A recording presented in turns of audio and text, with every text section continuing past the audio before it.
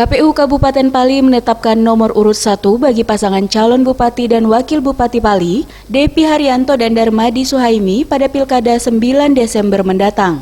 Penetapan nomor urut berdasarkan rapat pleno yang dihadiri kandidat Bawaslu serta parpol pendukung.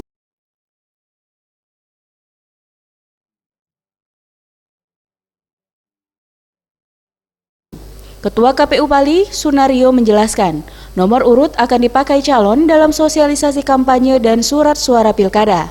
KPU berharap kandidat pilkada dapat menerapkan protokol kesehatan dalam kampanye untuk mencegah penyebaran virus corona.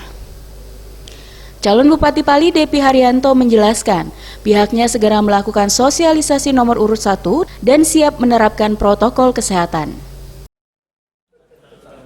Nomor urut 1, inilah tanda kami ke depan, kami sosialisasi bahwa nomor urut pasangan kami nomor 1.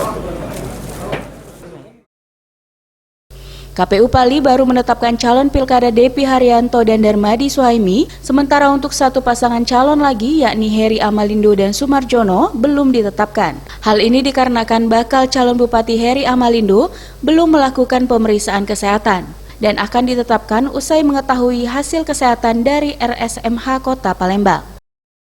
Kampanye selanjutnya, kenapa hanya satu hari ini ditetapkan nomor urut 1?